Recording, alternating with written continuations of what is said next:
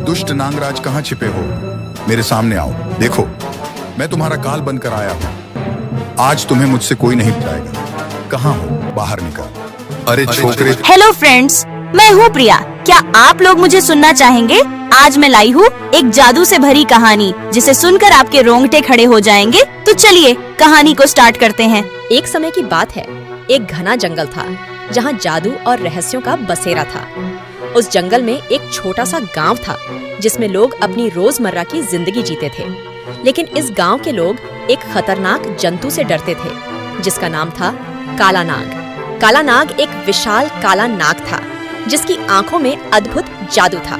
उसकी नजर पड़ते ही कोई भी जीव जंतु पंगु हो जाता था।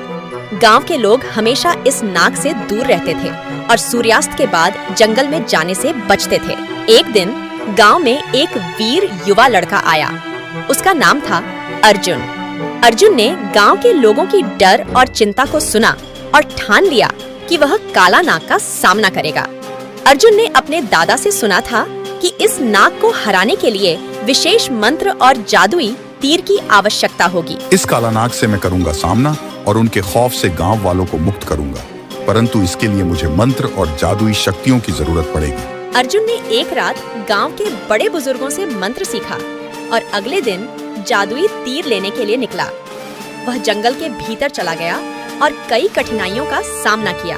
अर्जुन को एक बूढ़ा ऋषि मिला जिसने उसे जादुई तीर दिया और कहा, यह तीर काला नाग को हरा सकता है, लेकिन तुम्हें निडर और साहस का परिचय देना होगा। अब जाओ, विलंब ना करो, काला नाग का सामना करो। अर्जुन ने ऋषि का आशीर्वाद लिया और काला नाग की खोज में आगे बढ़ा। रास्ते में उसे कई अद्भुत जीव और जादुई पेड़ मिले, लेकिन उसने हार नहीं मानी। हे मानव, तुम यहाँ क्या करने आए हो? जाओ, वापस चले जाओ। यहाँ तुम्हारी जान को खतरा है। वह काला नाग तुम्हें मार डालेगा। मुझे अपनी जान का कोई डर नहीं। मैं यहाँ उस काला नाग से सामना करने ही आया हूँ। मैं अपने गांव वालों को उनके खौफ से मुक्त करने आया हूँ और ऐसा करने से मुझे कोई रोक नहीं सकता। हे युवक, तुम्हारी साहस और परोपकारिता एवं बुद्धि बल को देखकर मैं प्रसन्न हुआ। मैं तुम्हें आशीर्वाद देता हूँ कि तुम्हें इस कार्य में सफलता अवश्य मिलेगी। हे देव, आपका आशीर्वाद पाकर मैं धन्य हुआ। अब मुझे चलना चाहिए, सो मुझे जाने की अनुमति दे। अर्जुन ने काला नाग की खोज में आगे बढ़ा। जंगल के एक गहरे हिस्से में उसने काला नाग को देखा। ऐ दुष्ट नागराज कहाँ छिपे हो? मेरे सामने आओ। देखो, मैं तुम्हारा काल बनकर आया हूँ। आज तुम्हें मुझसे कोई नहीं बचाएगा। कहाँ हो? बाहर निकल। अरे छोकरे, तू यहाँ क्यों मरने चला आया है? क्या तुम्हें अपनी जिंदगी से प्यार नहीं जो मौत के मुंह में चला आया है?